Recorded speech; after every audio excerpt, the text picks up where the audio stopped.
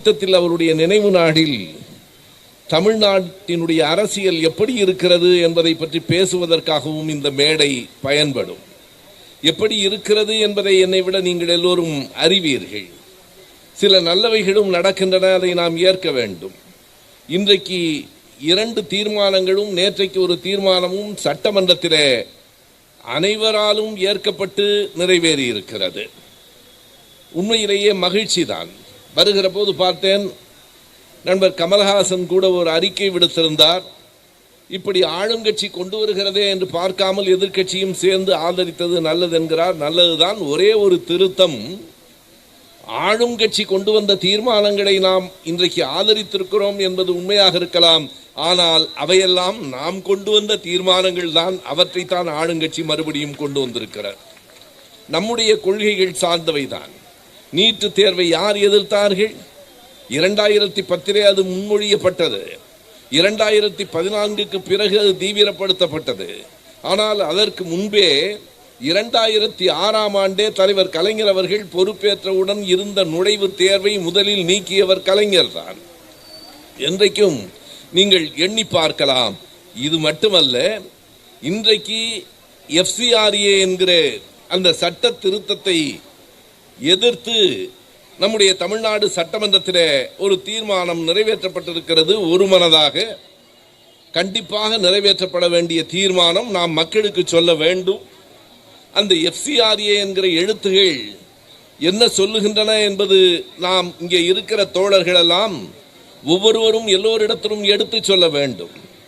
அவை foreign contribution regulation act என்கிற ஆங்கில சொல்லிலிருந்து வெளிநாட்டு நிதியை ஒழுங்குபடுத்துகிற ஒரு சட்டம். இது எதற்காக கொண்டு வரப்படுகிறது? ஒன்றிய அரசு ஏன் இதிலே கூடுதல் கவனமாக இருக்கிறது? நாமெல்லாம் இங்கே பேசிக் கொண்டிருக்கிறோம். நாடாளுமன்றத்தில் பேசுவதற்கே இடமில்லை. நாடாளுமன்றத்தில் பேச்சே நடைபெறவில்லை. கூடுகிறது, கலைகிறது. அதை கூட செய்திகள் எப்படி சொல்லுகின்றன என்றால், நாடாளுமன்றம் கூடியது வழக்கம் போல் கலைந்து விட்டது, வழக்கம் போல் ஒத்தி வைக்கப்படுகிறது. ஏன்?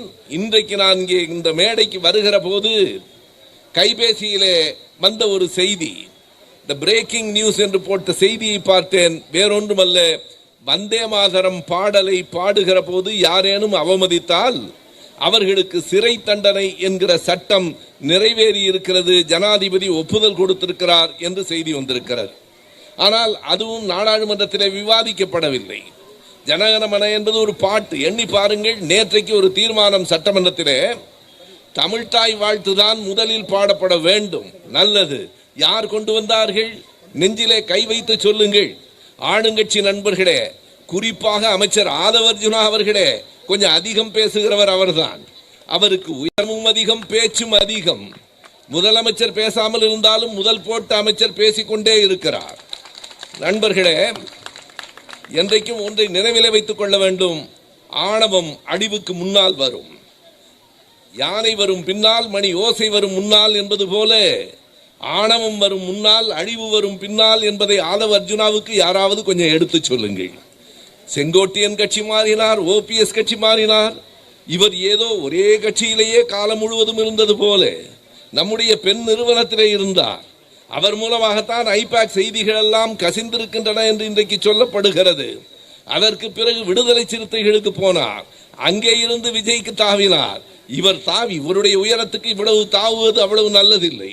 நண்பர்களே, எதற்கு குறிப்பிடுகிறேன் என்றால், இன்றைக்கு அந்த FCRA சட்டம் என்பதை பற்றி சட்டமன்றத்திலே நம்முடைய உறுப்பினர்கள் மிக தெளிவாக பல செய்திகளை சொன்னார்கள். நம்முடைய கூட்டணி கட்சியிலே இருக்கிற தமீமுன் அன்சாரி நேற்றைக்கு பேசுகிற போதும், இன்றைக்கு ஜவாஹிருல்லா அவர்கள் பேசுகிற போதும் அதனை தெளிவாக குறிப்பிட்டு பேசினார்கள். ஏன் இந்த 2 பேரையும் குறிப்பிடுகிறேன்? இவர்கள் 2 பேரும் யாருடைய பிரதிநிதிகள் என்றால், இந்த சட்டம் யாரை ஒடுக்குவதற்காக கொண்டு வரப்பட்டிருக்கிறதோ அந்த சிறுபான்மை சமூகத்தை சேர்ந்தவர்கள். வெளிநாட்டிலே இருந்து வருகிற பணம், அதனை ஒழுங்குபடுத்த வேண்டும் என்பதில் ஒன்றும் பிழை இல்லை. நான் ஒரு கேள்வி கேட்கிறேன். வெளிநாட்டிலிருந்து இங்கே இருக்கிற யாருக்காவது பணம் வந்தால் யாருக்கும் தெரியாமல் அது வந்து விடுமா? அது வருமான வரித்துறைக்கு தெரியாதா? வங்கி கணக்கு மூலமாகத்தானே வருகிறது. வங்கி கணக்கு மூலமாக வருகிற ஒரு தொகையை வருமான வரித்துறை கணக்கிலே எடுத்துக்கொள்ளாதா?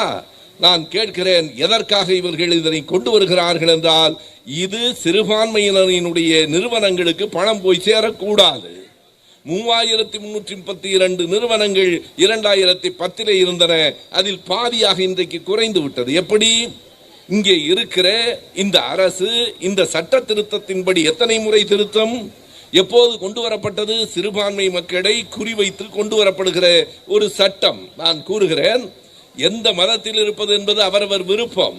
இன்றைக்கு முதலமைச்சர் திடீரென்று விஜய் என்று இருந்தவர் ஜோசப் விஜய் ஆகிவிட்டார் இல்லையா? வாக்குகள் வாங்குவதற்கு மட்டும் ஜோசப் விஜய் போதாது. மதிப்பிற்குரிய முதலமைச்சர் அவர்களே, அவர்களை காப்பாற்றுவதற்கும் அவர்களினுடைய நியாயங்களை எடுத்துச் சொல்வதற்கும் நீங்கள் ஜோசப் விஜயாக இருக்க வேண்டும். எதற்காக? வெளிநாடுகளிலிருந்து வருகிறது கிறிஸ்தவ நிறுவனங்களுக்கு பணம் வருகிறது, நான் மறுக்கவில்லை. அந்த கிறிஸ்தவ நிறுவனங்களுக்கு பணம் வந்தால் தான் இந்தியா முழுவதும் நம்முடைய தமிழ்நாட்டிலும் கல்வி நிறுவனங்களும் மருத்துவ சாலைகளும் கூடுதலாக இருக்கின்றன என்பதை யாரும் மறுக்க முடியாது.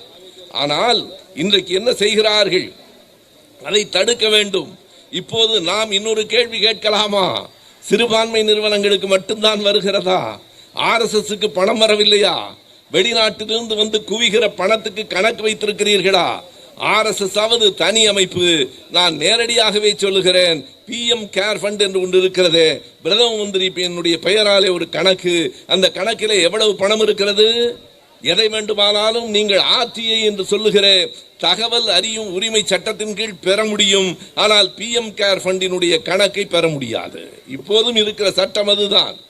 அந்த கணக்கில் வருகிற பணம் எவ்வளவு, எதற்கு கொடுக்கப்பட்டது என்கிற கணக்கை நீங்கள் தலைமை தணிக்கை அதிகாரியும் பார்க்க முடியாது.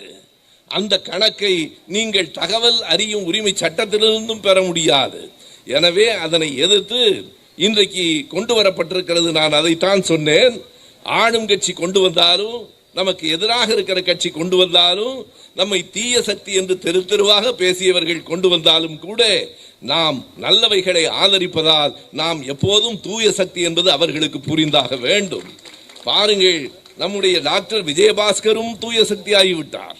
கரூர் MR விஜயபாஸ்கரும் தூய சக்தி ஆகிவிட்டார். இங்கே இருந்து அங்கே போனால் இடையிலே ஒரு வாஷிங் மிஷின் வைத்திருக்கிறார்கள். தீய சக்தி எல்லாம் அதில் போட்டு எடுத்தால் தூய சக்தி ஆகிவிடுவார்கள். அங்கே இருக்கிறவர்கள் எல்லோருமே இங்கே இருந்து அதிமுகவில் இருந்தும் போனவர்கள். அதே போலத்தான் அவர்கள் கொண்டு வருகிற தீர்மானங்களும் கூட நாம் முன்னிறுத்திய தீர்மானங்கள் தான்.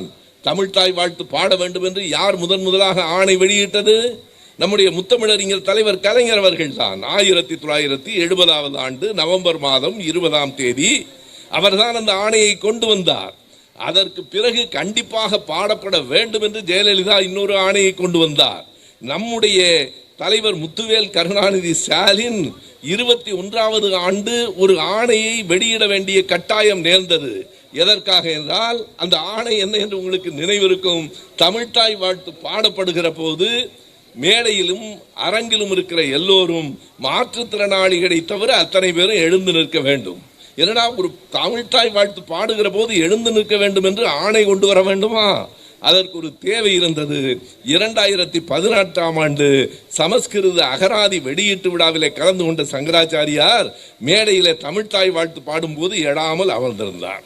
கேட்டால் தியானம் செய்தார் என்றார்கள். தியானம் செய்வதற்கு வேறு இடமும் வேறு நேரமும் கிடைக்கவில்லை. பாருங்கள், அதற்காகவே ஒரு ஆணையை மறுபடியும் தமிழ்நாடு அரசு கொண்டு வந்தது. பாட்டு பாடுகிற போது மாற்றுத்திறனாளிகளை தவிர எல்லோரும் எழுந்திருக்க வேண்டும். இனிமேல் சங்கராச்சாரியார் எழுந்து நிற்கவில்லை என்றால் அவர் மாற்றுத்திறனாளி என்பதை நாம் புரிந்து கொள்ளலாம். அவ்வளவுதான் அதற்கான பொருள். எனவே இப்படி கொண்டு வந்த தமிழ்தாய் வாழ்த்தை இன்றைக்கு ஒன்றிய அரசினுடைய வழக்கறிஞர் நீதிமன்றத்தில் என்ன சொல்லியிருக்கிறார்? நாங்கள் தமிழ்தாய் வாழ்த்து கடைசியாகத்தான் பாடப்பட வேண்டும் என்று சொல்லவில்லை.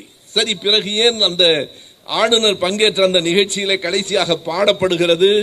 நம்முடைய முன்னாள் அமைச்சர் ரகுபதி அவர்கள்தான் சட்டமன்றத்திலே மிக தெளிவாக கேட்டிருக்கிறார். நீங்கள் ஆணையை கொண்டு வந்திருக்கிறீர்கள், இந்த அவை ஒருமனதாக அதை நிறைவேற்றுகிறது. இந்த அவையிலே ஒரு தீர்மானமாக அது நிறைவேற்றப்பட்டாலும் ஆளுநர் அதற்கு இசைவாரா? நாளைக்கே ஒரு கூட்டம் நடக்கிறது என்றால் ஆளுநர் வந்தே மாதரம் பாட வேண்டும் என்று சொல்ல மாட்டாரா? என்ன செய்வது?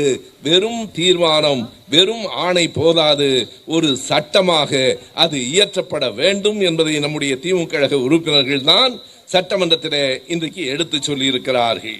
எனவே திமுக கழகம் மிக அருமையாக நம்முடைய நண்பர் காசிமுத்து மாணிக்கம் அவர்கள் சொன்னார், நம்முடைய உதயநிதி அவர்கள் சட்டமன்ற உறுப்பினரான போது, துணை முதலமைச்சர் ஆன போது, இப்போது எதிர்க்கட்சி தலைவராக ஆன போதெல்லாம் கிடைக்காத ஒரு வரவேற்பு அவரை கைது செய்த போது தமிழ்நாடு முழுவதும் கிடைத்தது. நினைத்து பாருங்கள், என்ன செய்தார்கள்?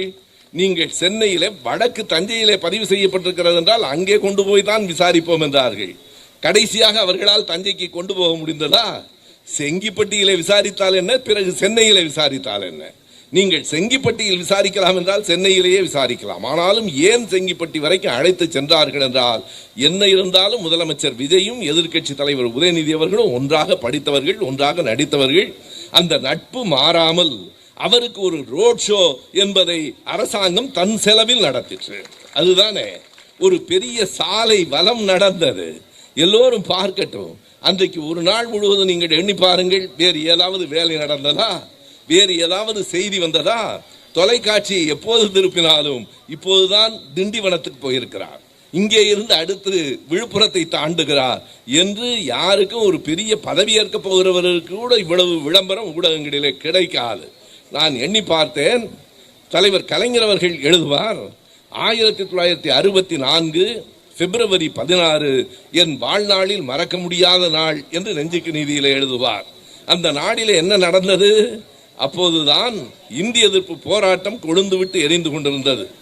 கலைஞர் முரசொலி அலுவலகத்திலே அமர்ந்து அடுத்த நாள் வர வேண்டிய கட்டுரைகளை எழுதி கொண்டிருக்கிறார். இரவு நேரம் வெளியிலே வருகிற போது காவல்துறை காத்திருக்கிறது அவரை அழைத்து செல்வதற்காக. அழைத்து சென்றார்கள். அங்கே காவல் நிலையத்தினுடைய ஆணையர் அலுவலகத்திலே அமர்த்தினார்கள்.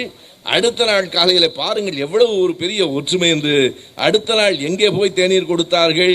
இதே திண்டிவனம் காவல் நிலையத்திலே தான். தாத்தாவுக்கு நடந்ததெல்லாம் பேரனுக்கும் நடக்க வேண்டும் என்று விஜய் விரும்பி இருக்கிறார். பிறகு திண்டிவனத்திலே இருந்து திருச்சிக்கு அழைத்து சென்றார்கள். அன்றைக்கு இரவு மதுரை சிறையிலே அவரை தங்க வைத்தார்கள். அடுத்த நாள் காலையிலே பாளையங்கோட்டைக்கு கொண்டு போனார்கள். அந்த பாளையங்கோட்டை சிறைச்சாலைக்கு பிறகுதான் தலைவரின் புகழ் தமிழ்நாடு முழுவதும் பெரிதும் பறந்து வளர்ந்தது. எனவே தாத்தாவை போல பேரனையும் ஆக்கிவிட வேண்டும் என்கிற எண்ணத்தில் அன்றைக்கு கைது செய்தார்களே. எத்தனை விதமான ஒடுக்குமுறைகள், எத்தனை விதமான அடக்குமுறைகளை நாம் சந்தித்திருக்கிறோம். இன்று காலையிலே துக்ளக் இதழிலே ஒரு செய்தி வந்திருக்கிறது, நீங்கள் பார்க்க வேண்டும். வேறு வழி இல்லாமல் துக்ளக்கெல்லாம் நான் படித்து தொலைக்கிறேன். என்ன எழுதியிருக்கிறார்கள் என்று தெரிந்து கொள்வதற்காக படிக்கிறேன். இன்று காலையிலே ஒரு கேள்வி பதிலிலே துக்ளக் எழுதியிருக்கிறது, 2026 தேர்தலோடு திமுக திவாலாகிவிட்டது. எத்தனை ஆசை, எத்தனை கனவு, எவ்வளவு எதிர்பார்த்து காத்திருக்கிறார்கள். குருமூர்த்திகளே குறித்துக் கொள்ளுங்கள், திமுக திவாலாகிவிட்டது என்று எழுதியிருக்கிற குருமூர்த்தி அவர்களே, இன்னும் ஒரு 100 ஆண்டு ஆனாலும் இம்மண்ணில் இந்த இருவண்ண கொடிதான் எழுந்து பறக்கும். குருமூர்த்தி அவர்களே, வெங்கொடுமை சாக்காட்டில் விளையாடும் தோழங்கள் வெற்றி தோள்கள், கங்கையை போல் காவிரி போல் கருத்துக்கள் ஊரும் உள்ளம் எங்கள் உள்ளம். தமிழருக்கு இன்னல் விடைத்தால் சங்காரம் நிசமென்று சங்கெடுத்து கூவுகிற கூட்டம் இந்த கூட்டம். உங்களால் திமுகவை ஒரு நாளும் திவாலாக்க முடியாது. உங்கள் பத்திரிகை அலுவலகம் பத்திரமாக இருக்கிறதா என்று பார்த்து கொள்ளுங்கள். உங்கள் பத்திரிகை தொடர்ந்து வெளிவர வேண்டுமானால் நீங்கள் உண்மையை எழுத பழகுங்கள். திமுகவின் மீது இருக்கிற கோபம், திமுகவை எப்படியாவது அழித்துவிட வேண்டும் என்று குருமூர்த்தி அவர்களே, நீங்கள் அல்ல, உங்கள் பாட்டனுக்கு பாட்டன், நீங்கள் உங்களுக்கு குருவாக நினைக்கிற சோவிலே இருந்து எல்லோரும் திமுகவை அழித்துவிட வேண்டும் என்று தான் நினைத்தார்கள். ஒரு நாளும் முடியாது, ஒரு நாளும் அப்படி நடக்காது. காரணம் என்ன என்றால், நான் முதலில் சொன்னேன், வெற்றி பெற்றால் தான் திமுக கழகம் என்று யாராவது நினைத்தால் அவர்களுக்காகத்தான் சொன்னேன். கோட்டைகள் வந்து போகும், கொள்கைதான் நிலைத்து வாழும் என்பதை உணர்ந்தவர்கள் நாங்கள். கோட்டைகள் வரும் போகும், கோட்டைகளிலேயே வாழ்கிறவர்கள் இல்லை நாங்கள். நீங்கள் கோட்டைகளுக்கு வந்துவிடக் கூடாது என்பதற்காக என்னவெல்லாம் செய்கிறீர்கள். இன்றைக்கு செய்தியை நீங்கள் பார்த்திருப்பீர்கள். நடிகர் பிரகாஷ்ராஜ் ஒரு அறிக்கை விட்டிருக்கிறார். என்ன அறிக்கை என்றால், அவரை வாக்காளர் பட்டியலில் இருந்து எடுத்து விட்டார்கள். SIR முடிந்தவுடன் ஏன் பிரகாஷ்ராஜ் நலமாக இருக்கிறார், பிரகாஷ்ராஜ் கூட்டங்களில் பேசுகிறார், பிரகாஷ்ராஜ் கரப்பான் பூச்சி போராட்டம் நடத்தினால் ஜன்னல் பந்தரிலேயும் போய் நிற்கிறார். இத்தனை இடங்களிலே இருக்கிற பிரகாஷ்ராஜ் வாக்காளர் பட்டியலில் மட்டும் இல்லை, எடுத்து விட்டார்கள். அவர் சொல்லுகிறார், என்னை வாக்காளர் பட்டியலில் இருந்து நீங்கள் நீக்கலாம், மக்களை இப்படியெல்லாம் தேர்தலில் இருந்து நீங்கள் மறுக்கலாம், ஆனால் மக்கள் சக்தியை உங்கள் வாழ்நாளில் ஒரு நாளும் தடுக்க முடியாது என்று அவர் சொல்லுவதைப் போலத்தான் நண்பர்களே இப்போது மறுபடியும் திரும்ப பிஜேபியும் திமுகவும் நெருங்குகிறதா என்று சிலருக்கு சந்தேகம் வருகிறது. இந்த சட்டமன்றத்தில் நேற்றைக்கும் இன்றைக்கும் நடந்த அந்த கூட்டங்களே அதற்கு சாட்சி. பாஜகவை நெருங்குகிறது என்றால் நம்மை எதிர்க்கிற, நம்மை தூற்றுகிற, நம்மை தீய சக்தி என்று சொல்லுகிற ஒரு கட்சி கொண்டு வந்த தீர்மானம் கூட சரியானதாக இருந்தால் அதை ஆதரிப்பதுதான் திமுகவுக்கான இயல்பு என்று சொல்லி இன்றைக்கு அதை நாம் ஆதரித்திருக்கிறோம். பிஜேபியை அல்ல, காங்கிரஸை தான் நெருங்கி தொலைத்தோம், காங்கிரஸை தான் நம்பி தொலைத்தோம். காங்கிரஸ் செய்த கொடுமைகளை எல்லாம் மறந்து கலைஞர் அவர்கள் 2013 ஒரு முறை சொன்னார், இன்னமும் சரியாய் சொன்னால் அந்த நாள் எனக்கு நினைவிருக்கிறது. அண்ணன் டிஆர் பாலு அவர்கள் காலையிலே தொலைபேசினார்கள், தம்பி அறிவாலயத்துக்கு வந்துருங்க, தலைவர் வர சொன்னார். சரி என்னன்னு கேட்டேன். ஒன்றும் இல்லை, இன்னைக்கு ஒரு செயற்குழு கூட்டம், தலைமை செயற்குழு கூட்டம் இருக்கு, நான் உங்களை வர சொல்லியிருக்கார், வந்துருங்க. போயிட்டேன். அந்த கூட்டத்திலே தான் முடிவெடுக்கப்பட்டது, இனி காங்கிரஸோடு உறவு வேண்டாம் என்று. அந்த கூட்டம் முடிகிற போது தலைவர் என்னை அழைத்து சொன்னார், காங்கிரஸை விட்டு வெளியே வந்தா உனக்கு சந்தோஷமா இருக்குமேங்கிற கதை ஒன்று வர சொன்னேன். அதை நேரடியாக சொன்னார். அப்போது கலைஞர் எழுதினார், கூடா நட்பு கேடாய் முடியும் என்று. போனால் போகிறது என்று மறுபடியும் சேர்ந்தோம், நெருக்கடியை மறந்தோம், அவர்கள் செய்த துரோகங்களை மறந்தோம். இன்றைக்கு சட்டமன்றத்திலே அந்த உயர்கல்வித்துறை அமைச்சர் விஸ்வநாதன் பேசிய பேச்சை நான் கேட்டேன். அடே அப்பா, விஜயனுடைய தொண்டர் கூட இப்படி பேச மாட்டார், அங்கே இருக்கிற அமைச்சர்கள் கூட அடக்கித்தான் பேசுகிறார்கள். காங்கிரஸ் கட்சிக்கு என்ன நேர்ந்தது என்று எண்ணி பார்க்க வேண்டியிருக்கிறது. ராகுல் காந்தி அவர்களை இந்தியாவின் அடுத்த பிரதமர் என்று அறிவித்தவர் நம்முடைய தலைவர் தான். நாங்கள் ராஜீவ் காந்தியை மறந்து விட்டோம், ராகுல் காந்தி இன்றைக்கு மக்களுக்கு வேலை செய்வார் என்று கருதுகிறோம் என்று நம்பி அவரை அடுத்த பிரதமர் என்று சொன்னவர் கூட நம்முடைய தலைவர் கலைஞர் அவர்கள்தான். அவர் சென்னைக்கு வந்து, தமிழ்நாட்டுக்கு வந்து ஒரே மேடையில் இல்லாமல் வேறு மேடையில் பேசிவிட்டு போனார். ஒன்றை நினைவிலே வைத்துக் கொள்ள வேண்டும், இன்றைக்கு நம்முடைய அண்ணன் ஏவா வேலு அவர்கள் சட்டமன்றத்திலே ஒரு செய்தியை சரியாக சொன்னார். நாங்கள் 108 பேர் இருக்கிறோம், 108 பேர் இருக்கிறோம் என்று பெருமை பேசாதீர்கள். 234 பேர் இருக்கிற அவையில் 108 என்பது பெரும்பான்மை இல்லை, புரிந்து கொள்ளுங்கள். அப்படியானால் என்ன பொருள்? 130 பேருக்கு மேலாக உங்களுக்கு எதிராக இருக்கிறார்கள் என்றுதான் பொருள். நீங்கள் எந்த இடத்தில் 108 இடங்களிலே வெற்றி பெற்றிருக்கிறீர்கள், அதில் கூட 107 தான் ஒன்று போய்விட்டது. ஒரே மனிதர் 2 தொகுதியில் நின்றதனாலே. இவருக்கு முன்னோடி ஒருவர் இருக்கிறார், ஜெயலலிதா, உங்களுக்கு நினைவிருக்கலாம். அவர் என்ன செய்தார் என்றால் 2001 தேர்தலிலே 4 தொகுதிகளிலே வேட்புமனு கொடுத்தார். சட்டமே என்ன சொல்லுகிறது என்றால் அதிகப்படியாக ஒருவர் 2 தொகுதிகளில் போட்டியிடலாம். ஜெயலலிதா 4 தொகுதிகளில் வேட்புமனு கொடுத்தார். 4ம் செல்லாது என்று சொல்லிவிட்டார்கள். என்ன சொன்னார் என்றால், பாருங்கள் திமுக சதி செய்து விட்டது, திமுகவா தேர்தல் ஆணையத்தை நிறுத்துகிறது, இவர்களுக்கு என்ன செய்தாலும் மழை பெய்கிறதா வெள்ளம் வருகிறதா திமுகவின் சதிதான் என்று பிள்ளைகளுக்கு சொல்லி வைத்திருக்கிறார்கள். அதை நம்புகிற பிள்ளைகளும் இந்த நாட்டில் இருக்கிறார்கள். எனவே அப்படி 4 தொகுதிகளில் இன்று வீணாய் போனதை போல இன்றைக்கு 2 தொகுதிகளில் நின்றார். எனவே 107 இடங்கள் தான் இருக்கின்றன. 118க்கு எப்படி வந்து சேர்ந்தார்கள் என்பதையும் வேலவர்கள் சொன்னார். எங்கள் ஆட்கள் தான் உங்களை ஆதரித்ததால் அங்கே உட்கார்ந்திருக்கிறீர்கள், இல்லையானால் எங்கே உட்கார்ந்திருப்பீர்கள் என்று தெரியாது என்றார். எனவே ஒரு நிலையற்ற ஆட்சியிலே தான் அவர்கள் இருக்கிறார்கள். நீங்கள் 96 பேரை வைத்துக்கொண்டு ஆட்சி நடத்தவில்லையா என்று கேட்கிறார்கள். உண்மைதான், 96 பேர் மட்டுமே நம்ம இடத்துல இருந்தார்கள். 2006இல் எதிர்க்கட்சிகளை நாம் சேர்த்துக் கொள்ளவில்லை, அவர்களின் ஆதரவை மட்டும் வாங்கி 96 பேரை வைத்து 5 ஆண்டுகள் ஆடாமல் அசையாமல் ஆண்டார் என்றால் அது கலைஞரின் திறமை. அது எல்லோருக்கும் வந்து விடாது. விஜய் அவர்களே உங்களுக்கு கண்டிப்பாக வந்து விடாது. எனவே நீங்கள் பக்கத்தில் இருக்கிற ஆனந்தவர்களையும் ஆதவர்ஜுனா அவர்களையும் நம்பிக்கொண்டிருக்கிறீர்கள். ஆனந்தவர்கள் பேசுவது என்ன என்று இன்றைக்கு வரைக்கும் யாருக்கும் புரியவில்லை. ஒரு கூட்டத்தில் அவர் பேசுகிறார், நான் வணங்குகிறேன் என்று. பக்கத்தில் இருக்கிறவர் ஒன்றும் கெட்ட வார்த்தையெல்லாம் இல்லைங்க, வணங்குகிறேன்னு சொல்றார். அவருடைய தமிழில் இன்றைக்கு மரிய வில்சன் பேசுகிற தமிழ், அடே அப்பா, சொன்னால் சட்டமன்றத்திலே கோபப்படுகிறார். நாம் அவரை இழிவு செய்வதற்காக, அவரை கேலி செய்வதற்காக சொல்லவில்லை. இன்னமும் நீங்கள் எல்லாரும் கவனமாக இருக்க வேண்டும். பெரிய இடத்துக்கு வந்திருக்கிறீர்கள். உண்மையாக கூறுகிறேன் நண்பர்களே, நாளையோ மறுநாளோ புதுவையில லாஸ்பேட்டையில் நம்முடைய நிதியமைச்சருக்கு ஒரு வழக்கு இருக்கிறது. இந்திய எதிர்ப்பு போராட்டத்தில் கலந்து கொண்டதற்காக அல்ல, வந்தே மாதரம் பாடலை எதிர்த்ததற்காக அல்ல. நம்முடைய நிதியமைச்சர் மரிய வில்சன் லாஸ்பேட்டையிலே நாளையோ மறுநாளோ நீதிமன்றத்துக்கு போக வேண்டும். எதற்கென்றால் அவருடைய தம்பியையும் தம்பி மனைவியையும் உருட்டுக்கட்டையால் அடித்தார் என்கிற வழக்கு நடக்கிறது. நான் என்ன குறிப்பிடுகிறேன் என்றால், நீங்கள் நிதியமைச்சராக ஆகியிருக்கிறீர்கள். சி சுப்பிரமணியம் இருந்த இடம், எங்கள் நாவலர் இருந்த இடம், எங்கள் பேராசிரியர் இருந்த இடம், அந்த இடத்தில் நீங்கள் உருட்டுக்கட்டை வழக்கிலேயே இருக்கிறீர்களே. கொஞ்சம் போராட்டங்களுக்கும் இந்த நாட்டின் அரசியலுக்கும் வாருங்கள் என்றுதான் அழைக்கிறோமே தவிர ஒரு நாடும் உங்களை குறைப்படுத்துவது எங்களுக்கு நோக்கமில்லை. எண்ணி பார்த்தால் உண்மையாக இன்றைய சட்டமன்றத்திலே எதிர்க்கட்சி வரிசையிலே 2 முன்னாள் முதலமைச்சர்கள் இருக்கிறார்கள். ஒரு எதிர்க்கட்சி தலைவர், முன்னாள் துணை அமைச்சர், துணை முதலமைச்சர் இருக்கிறார்.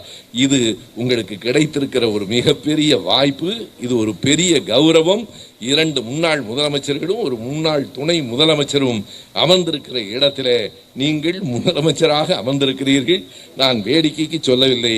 இந்த FCRA பற்றிய தீர்மானம் விவாதம் சட்டமன்றத்திலே நடந்து கொண்டிருக்கிற போது என் மனைவி கேட்டார், என் முதலமைச்சர் ஏன் இப்படி சும்மாவே உட்கார்ந்துருக்கிறாருன்னு கேட்டார்.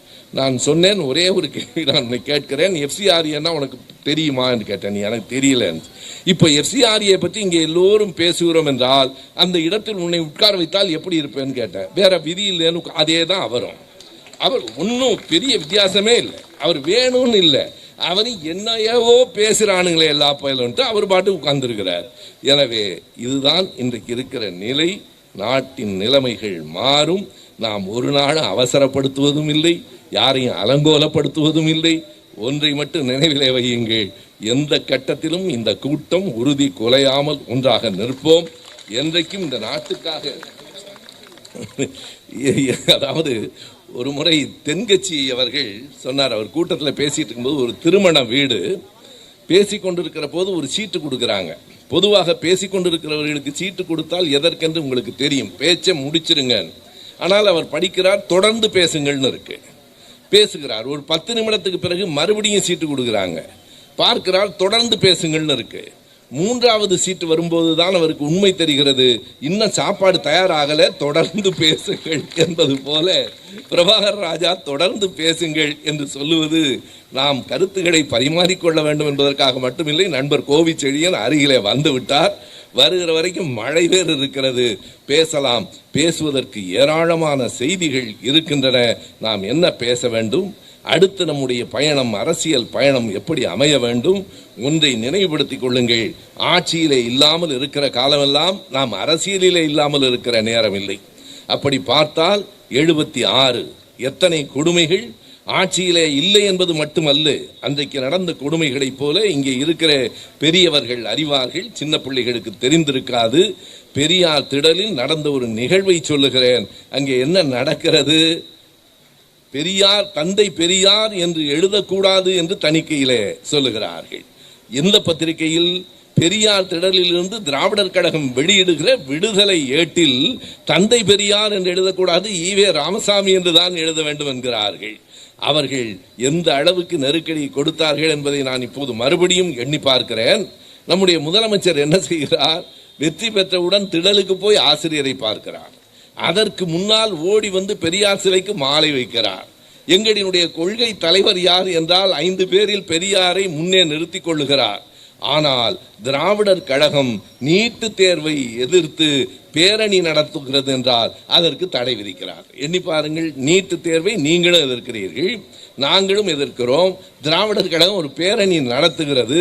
அந்த பேரணிக்கு எதற்காக தடை? திராவிடர் கழகத்தில் போய் நீங்கள் பார்க்கிறீர்கள், கொள்கை தலைவர் என்று வேறு சொல்லுகிறீர்கள். கொள்கை தலைவர் 5 பேரையும் ஒன்றாக நிறுத்துகிறீர்கள். நான் நேற்றைக்கு முன்தினம் கடலூரில் பேசுகிற போது ஒரு கூட்டத்திலே சொன்னேன், கொள்கை தலைவர்கள் ஐயா பெரியார், அண்ணல் அம்பேத்கர், காமராஜர், வேலு நாச்சியார் இவர்கள் கட்சியை எப்படி இனிமேல் வழி நடத்தப் போகிறார் எனக்கு தெரியவில்லை. பெரியார், அம்பேத்கர், காமராஜர் புரிகிறது. வேலு நாச்சியார், அஞ்சலை அம்மாள், நான் ஒரு தம்பியை பார்த்து கேட்டேன். அவர் அந்த கட்சியில் இருக்கிறார். அந்த கட்சியில விதவிதமான மனிதர்கள் இருக்கிறார்கள். தேர்தலுக்கு முன்பு எதற்காக விஜய்க்கு நீங்கள் ஓட்டு போட வேண்டும் என்று நினைக்கிறீர்கள் என்று கேட்டபோது ஒரு இளைஞர் உண்மையாக சொன்ன விடையை சொல்லுகிறேன். என்னமா டான்ஸ் ஆடுறாருங்க அவர், அங்க என்ன சட்டமன்றத்தில் டான்ஸா நடக்க போகுது. எனவே அப்படி வாக்களித்தவர்கள் அவர்களில் ஒரு இளைஞரை அழைத்து நான் கேட்கிறேன், அஞ்சலை அம்மாள்னு ஒரு அம்மாவை நீங்க அதுல நிறுத்தி இருக்கிறீர்களே, அஞ்சலை அம்மா கொள்கை என்ன, எதற்காக, ஏன் கொள்கை தலைவராக ஏற்றிருக்கிறீர்கள் கேட்டேன். அவர் திருப்பி என்ன ஒரு கேள்வி கேட்டார், அஞ்சலை அம்மானா யாருன்னு கேட்டார். அவங்களுக்கு தெரியாது. அது அவருக்கு தெரியாது என்பதில் எனக்கு தெரியும், விஜய்க்கும் தெரியாது. அஞ்சலை அம்மா யார் என்பதை நான் எடுத்து சொன்னேன். அஞ்சலை அம்மாளினுடைய மருமகனும் அஞ்சலை அம்மாள் கொள்ளு பேரனும் எங்களோட தாண்டா இருக்கிறான். நம்முடைய டாக்டர் எழிலன் தான் அஞ்சலை அம்மாவோட கொள்ளு பேரன். ஒரு விதத்தில் அஞ்சலை அம்மா எங்க திமுக காரம்மா. இவர்கள் வைத்திருக்கிறது எல்லாமே அவர்களுக்கென்று தனியாக தலைவரும் தனியாக கொள்கையும் இல்லாமல் எந்த தலைவரெல்லாம் நம்மிடம் இருக்கிறார்களோ அவர்கள் படத்தை போட்டு எந்த கொள்கையெல்லாம் நாம் சொல்லுகிறோமோ அந்த கொள்கையை எடுத்துக்கொண்டு இப்படி ஒரு கட்சியை அவர்கள் நடத்தி கொண்டிருக்கிறார்கள். எனவே இந்த காலகட்டத்தில் நாம் எப்படி ஒரு எதிர்க்கட்சியாக செயல்பட வேண்டும் என்பதற்கு எடுத்துக்காட்டுத்தான் நேற்றும் இன்றும். நாம் எதிர்க்க வேண்டியவைகளை எதிர்ப்போம், கொஞ்சமும் கவலைப்படாமல் எதிர்ப்போம். சரியானவைகளை நாம் கொண்டு வந்தவைகளையே திரும்பவும் சரியானவைகளை அவர்கள் கொண்டு வந்தால் ஆளுங்கட்சி கொண்டு வருவதை நாம் ஆதரிப்பதா என்று பார்க்க மாட்டோம். கண்டிப்பாக எதுவாக இருந்தாலும் சரியாக இருந்தால் மக்களுக்கு பயன்பட்டால் ஆதரிப்போம் என்கிற அந்த கொள்கையிலே தான் இன்றைக்கு சட்டமன்றம் நடந்து கொண்டிருக்கிறது.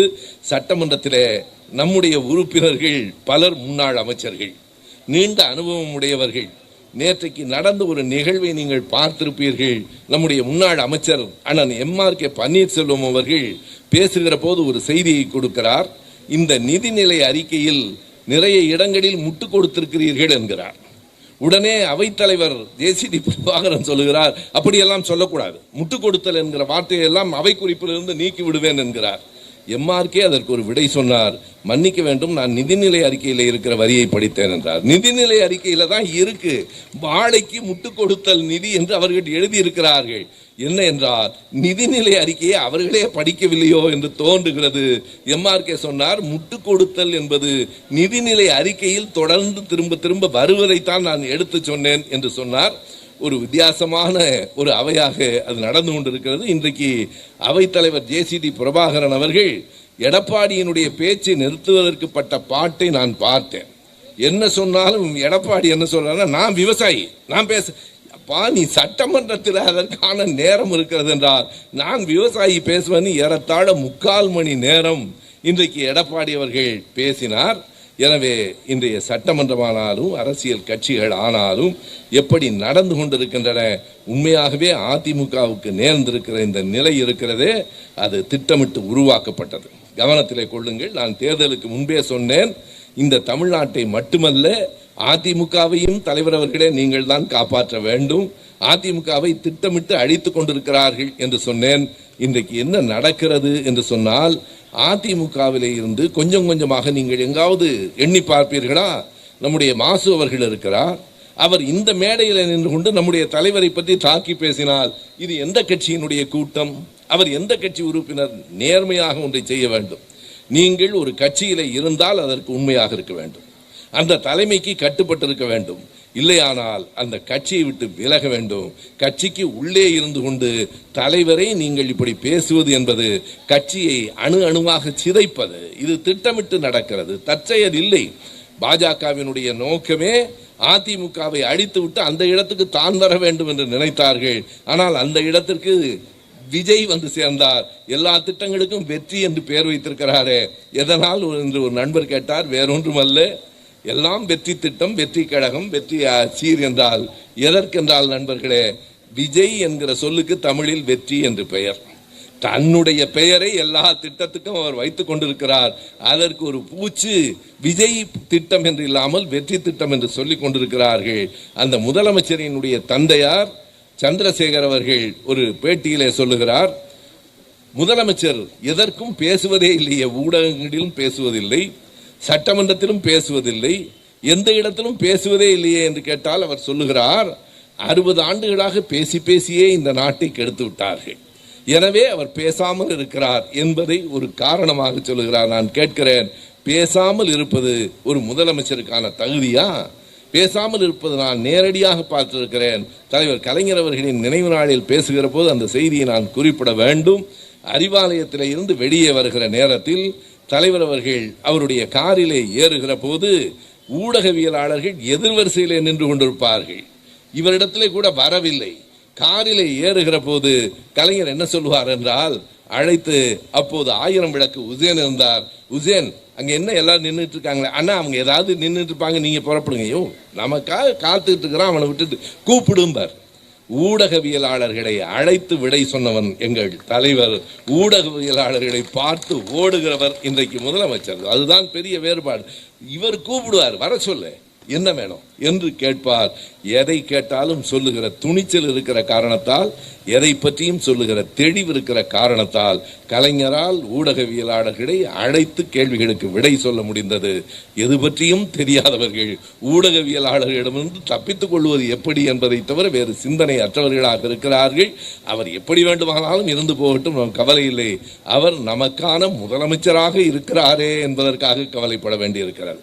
திரும்ப திரும்ப என்ன சொல்லுகிறார்கள் என்றால், மோடி பேசுகிறாரா, மோடி பத்திரிகையாளர்களை சந்திக்கிறாரா? இல்லைதான். ஆனால் அதற்கும் இதற்கும் கூட ஒரு வேறுபாடு இருக்கிறது. மோடி பத்திரிகையாளர்களை சந்திக்காமல் இருப்பது ஆணவத்தின் அடிப்படை, இவர் சந்திக்காமல் இருப்பது அறியாமையின் அடிப்படை. ரெண்டுக்கும் பெரிய வேறுபாடு இருக்கிறது. மோடிக்கு என்ன தோன்றும், இவர்களெல்லாம் பெரிய மனிதர்களா, இவர்களிடம் போய் நாம் பேச வேண்டுமா என்று அவர் கருதக்கூடும். எனவே மோடியினுடைய ஆணவம் வேறு, விஜய் அவர்களினுடைய அறியாமை வேறாக இருக்கிறது. இப்போதும் முதலமைச்சரினுடைய அறியாமையை சுட்டிக்காட்டுவதற்காக நான் சொல்லவில்லை. நீங்கள் சரியாக பேசுங்கள், ஊடகவியலாளர்களிடம் பேசுங்கள், சட்டமன்றத்தில் பேசுங்கள். அதற்காகத்தான் தெரிந்தோ தெரியாமலோ மக்கள் உங்களுக்கு வாக்களித்திருக்கிறார்கள். திருநெல்வேலியிலே நகர்மன்ற கூட்டத்துக்கு, மாநகராட்சி கூட்டத்துக்கு வருகிற போது ஒருவர் விசில் ஊதிக்கொண்டே வருகிறார். எந்த அளவுக்கு அரசியலோடு இருக்கிறார்கள் என்று பாருங்கள். விசில் ஊதிக்கொண்டே வருகிறார். அதற்கு என்ன பரிசு என்றால் 2 மாதம் அவரை இடைநீக்கம் செய்து விட்டார்கள். எனவே விசில் ஊதுவது மட்டுமே அல்ல, பேசுங்கள், செய்திகளை எடுத்து சொல்லுங்கள். இப்போதுதான் நான் பார்க்கிறேன், 2 நாளாகத்தான் முதலமைச்சருக்கு கொஞ்சம் சிரிப்பாவது வருகிறது. இதுவரைக்கும் அதுவும் இல்லாமல் ஏதோ வாயே திறக்கக்கூடாது என்று யாரோ சொல்லி அனுப்பியது போலவே அமர்ந்து கொண்டிருந்தார். இப்போதுதான் கொஞ்சம் சிரிப்பாவது வருகிறது. சிரிப்பை தாண்டி வாருங்கள், பேசுங்கள், மக்களுக்காக பேசுங்கள். உங்களுக்கு வாக்களித்த மக்களை நினைத்தாவது பேசுங்கள், அறிந்து கொண்டு பேசுங்கள். பேசுவதிலே சிக்கல் இருக்குமானால் இன்றைக்கு மன்றத்துக்கு வருவதற்கு முன்னால் உங்களுக்கு தெரியும் தானே இன்றைக்கு என்னென்ன தீர்மானங்கள் வரப்போகின்றன என்று தெரியும். அந்த FCRA பற்றி தெரிந்து கொண்டு வாருங்கள், நீட்டு தேர்வு பற்றி தெரிந்து கொண்டு வாருங்கள். ஒருவேளை தெரிந்திருந்தால் நான் குறை சொல்வதாக கருதக்கூடாது. அவர் பேசாமல் இருப்பதால் தெரியாமல் இருக்கிறாரோ என்று கருத வேண்டியிருக்கிறது. என்னை போன்றவர்களினுடைய ஐயங்களை உடைப்பதற்காகவாவது பேசுங்கள். உங்கள் பேச்சு தமிழ்நாட்டு மக்கள், உங்களுக்கு வாக்களித்த மக்களுக்கு நீங்கள் செய்கிற மதிப்பாக அமையும். பேசுங்கள். அதற்காகத்தான் வாக்களித்திருக்கிறார்கள்.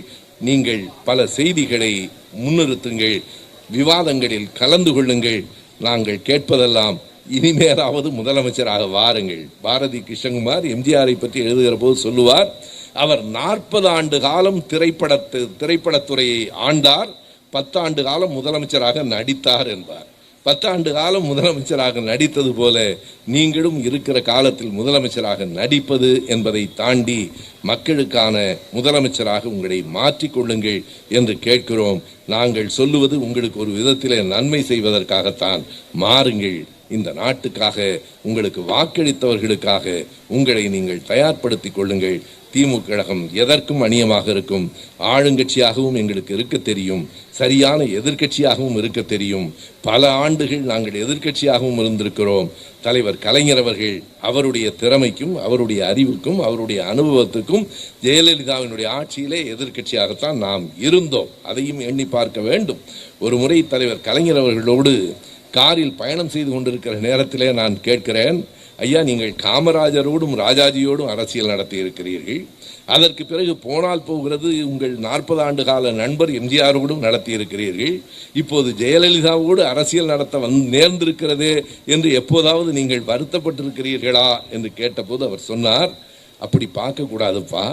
எப்போதும் அரசியலில் காலம் நமக்கு முன்னால் யாரை கொண்டு வந்து நிறுத்துகிறதோ அவர்களோடு தான் அரசியல் செய்ய வேண்டும். அதை சொல்லிவிட்டு அடுத்த வரியை சொல்லுகிற போதுதான் அவருடைய உயரம் எனக்கு புரிந்தது. அவர் சொன்னார், இன்றைக்கு ஜெயலலிதாவோடு அரசியல் நடத்த வேண்டியிருக்கிறதே என்று நான் கவலைப்பட்டால் 20-30 ஆண்டுகளுக்கு முன்னால் என்னோடு அரசியல் நடத்த வேண்டியிருக்கிறதே என்று ராஜாஜியும் காமராஜரும் கவலைப்பட்டிருக்க மாட்டார்களா என்றார். அவர்களின் அனுபவம் என்ன, அவர்களின் அறிவு என்ன, அவர்கள் என்னோடு அரசியல் நடத்த நேர்ந்ததல்லவா. காலம் நமக்கு முன்னால் யாரை கொண்டு வந்து நிறுத்துகிறதோ அவரோடு தான் நடத்த வேண்டும். எனக்கு இருக்கிற பெரிய வருத்தம், நம்முடைய எல்லோருக்கும் பெரியாருக்கு ராஜாஜி என்று சரியான ஒரு எதிர்த்தரப்பின் தலைவர் இருந்தார், அண்ணாவுக்கு காமராஜர் இருந்தார், கலைஞருக்கு கூட எம்ஜிஆர் இருந்தார். ஆனால் நம்முடைய தலைவருக்கு கடைசியாக ஒரு நல்ல எதிர்க்கட்சி தலைவரே கிடைக்காமல் போய்விட்டாரு. எனக்கு உண்மையிலேயே வருத்தம். நம்முடைய தலைவருக்கு 1000 தகுதிகள் இருந்தாலும் ஒரு நல்ல தலைவர் எதிர்கொள்வதற்கு யாரும் இல்லாத ஒரு கட்டத்திலே தான் இருக்கிறார். இன்றைக்கு கூட நீங்கள் எண்ணி பாருங்கள், இங்கே வாக்களிக்கவில்லையே என்று பேசுகிற போது வாசுகி போன்றவர்களெல்லாம் வருத்தத்தோடு சொன்னார்கள், கொளத்தூரிலேயே மக்கள் வாக்களிக்கவில்லையே, பிறகு எங்கு வாக்களித்தால் என்ன, இல்லை என்றால் என்ன. அந்த கொளத்தூரில் இன்றைக்கு ஒரு செய்தி வந்திருக்கிறது, மாலையில் நீங்கள் பார்த்திருப்பீர்கள். ரியாஸ் என்று ஒரு வழக்கறிஞர் தாக்கப்பட்டிருக்கிறார். அவரை தாக்கியவர் யார் என்றால் கொளத்தூர் நகர சட்டமன்ற தொகுதியினுடைய அதனுடைய சட்டமன்ற உறுப்பினரினுடைய நெருக்கமான நண்பர் என்று நான் வருகிற போது செய்தி ஓடிக்கொண்டிருந்தது. முதலமைச்சருக்கு, நம்முடைய தலைவருக்கு வாக்களித்த மக்கள் யாருக்கு வாக்களித்திருக்கிறார்கள் என்று நினைத்தும் கவலைப்பட வேண்டி இருக்கிறது. நண்பர்களே, காலங்கள் மாறும். நான் மறுபடியும் சொல்லுகிறேன், எப்போதும் அரசியலில் எதுவும் நிலையானதன்று. அரசியலை பொறுத்தளவு ஒரு வார காலத்தில் கூட மாற்றங்கள் வரும். எந்த நேரமும் எப்போதும் மாற்றங்கள் வரும். எந்த மாற்றங்களையும் நாம் எதிர்கொள்வோம். எல்லா மாற்றங்களுக்கும் அணியமாக இருப்போம். திமுக கழகம் இந்த மண்ணில் தோன்றி மக்களுக்காக வளர்ந்து நிற்கிற இயக்கம், எது கண்டும் அஞ்சாது. நம்முடைய எதிர்காலம் கண்டிப்பாக நாம் மக்களுக்காக நிற்கிறோம் என்பதால் ஒரு நாடும் நமக்குள் சோர்வு வராது. மறுபடியும் வெல்வோம். மறுபடியும் இந்த மண்ணை ஆளுகிற மக்களுக்கு தொண்டு செய்கிற வாய்ப்பினை பெறுவோம். நன்றி, வணக்கம்.